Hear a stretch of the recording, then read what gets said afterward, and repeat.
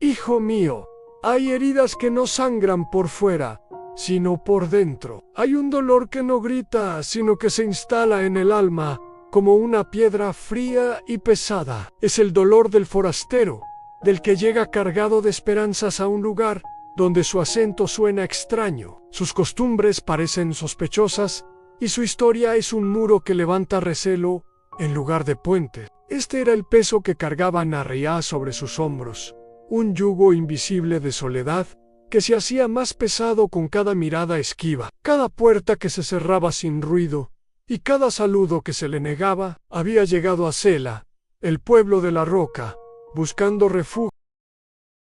Todo lo que amaba en la lejana tierra de su nacimiento. Esperaba encontrar un nuevo comienzo, pero lo que encontró fue un frío muro de tradición y desconfianza. Para los habitantes de Sela, tallados por la vida dura de las montañas, cada extraño era una amenaza, cada rostro nuevo una incógnita peligrosa. Narriá era la encarnación de todo lo que desconocían, y por tanto temían. Sus intentos por integrarse fueron recibidos con un silencio hosco o un rechazo abierto. La compraban más cara en el mercado. Los niños se burlaban de su forma de vestir y las noches las pasaba en una choza prestada al borde del pueblo, sintiendo el peso de una soledad que el paisaje majestuoso solo hacía más profunda. Pero Narriá no llevaba solo el dolor de su pasado y el presente hostil en su equipage.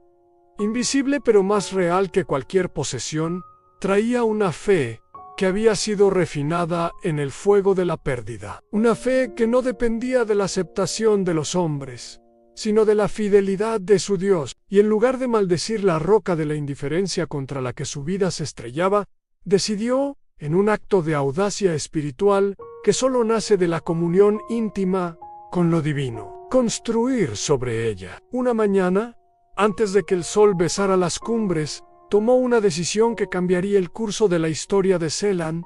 No salió a buscar amigos, ni a exigir aceptación. Con una paz que sobrepasaba todo entendimiento, caminó hasta un pequeño claro, en una loma que miraba hacia el pueblo. Allí, se arrodilló y oró, no por sí misma, sino por ellos, por el panadero de mirada dura, por la mujer que le había cerrado la ventana, por los niños que le lanzaban piedrecillas. Y entonces hizo algo que parecía una locura. Buscó una piedra tosca, pesada, común y corriente, y la colocó sobre la tierra. No era un monumento imponente, era un acto de guerra espiritual librado con las armas de la fe y el amor. Aquella primera piedra, Aspara Waifria, representaba al primer habitante de Sela, por el que ella intercedía una plagaría petrificada, una declaración de que Dios podía transformar hasta el corazón más duro. Así comenzó su ritual sagrado. Día tras día, bajo el sol o la llovizna, subía a la loma. Primero, oraba, derramaba ante el cielo el nombre de una persona, su rostro, su necesidad, su corazón endurecido. Luego, con esfuerzo, buscaba una piedra única, una que de alguna manera le recordara a esa alma por la que clamaba. Una piedra angular y resistente para el herrero, una piedra lisa y desgastada por el agua para la anciana que vivía junto al arroyo, una piedra afilada y joven para el muchacho rebelde, y una a una, con manos que a menudo sangraban por el esfuerzo, las iba apilando con cuidado, construyendo un altar tosco, irregular, pero imbuido de un propósito celestial. No era un altar para sacrificios de animales, sino de alabanzas y súplicas. Cada piedra era un acto de fe,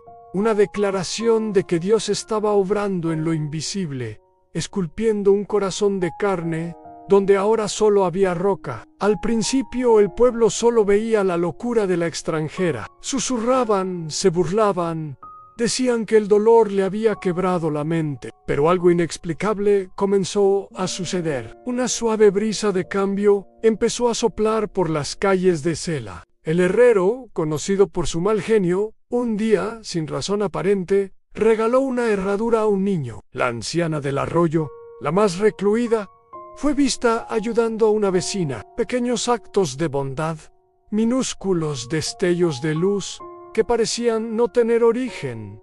Pero Neria, desde su loma, lo veía. Sabía que cada acto de gracia era una respuesta divina, una piedra espiritual que estaba siendo pulida y colocada en su lugar. La fe estaba dando a luz la realidad. La transformación no fue instantánea, sino como el fluir lento pero persistente del agua que talla la roca. Un día, un niño curioso, fascinado por la mujer persistente y su extraño montículo de piedras, se atrevió a acercarse.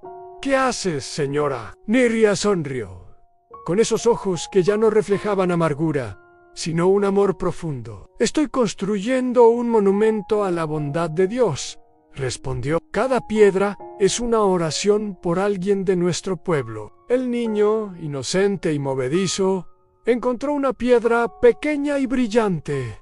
«¿Puedo poner una por mi madre?» Ese fue el primer hilo que rompió el telar de la desconfianza. Poco después, fue la madre de ese niño, conmovida por el gesto de la extranjera, quien subió a agradecerle. Luego, el herrero, que había sentido un cambio inexplicable en su propio corazón, quiso ver el lugar del que, según decían, emanaba esa paz. Uno a uno, los mismos que habían rechazado a Naria comenzaron a peregrinar a la loma. Ya no era el altar de la extranjera, era el altar del pueblo. Cada persona traía su propia piedra, su propia historia de transformación, su propio agradecimiento. El montículo tosco se convirtió en una hermosa y sólida estructura, un tapiz de piedras de todas las formas, tamaños y colores unidas, no por mortero, sino por la gracia divina y el amor fraternal que había nacido de la intercesión persistente. El altar de piedras vivas de Naria se convirtió en algo más que un monumento.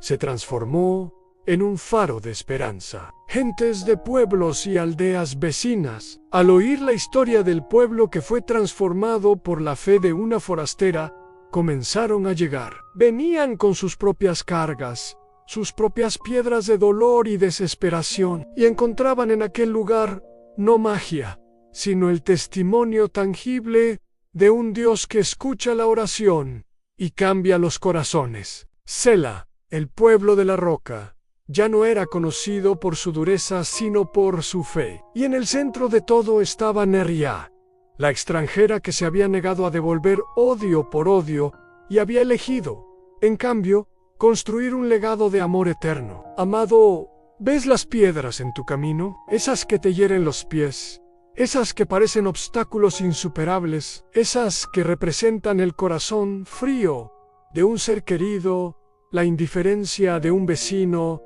la propia dureza de tu corazón en ocasiones. La historia de Naria te grita que no maldigas las piedras. No las uses como armas de resentimiento, recógelas con las manos doloridas pero llenas de fe. Llévalas ante el Altísimo. Conviértelas en el material de construcción para tu intercesión, tu hogar, tu trabajo, esa relación rota, esa ciudad que parece impía, son tu Selan. Y tú estás llamado a ser su Naria, el constructor de altares en el desierto de la desesperanza. No te rindas después de colocar la primera piedra en oración. Sigue llevando una y otra, nombre tras nombre, sueño tras sueño, herida tras herida, ante el trono de gracia. Porque la fe ve no la piedra áspera que es, sino la piedra viva y pulida, que puede llegar a ser por el poder de Dios. Él puede, Él quiere, Él está esperando para transformar tu montón de piedras de oración en un santuario de su gloria. Comienza hoy. Toma la primera piedra, pronuncia el primer nombre y observa cómo el Dios de lo imposible edifica, con tus manos de fe, un monumento a su fidelidad que perdurará para siempre.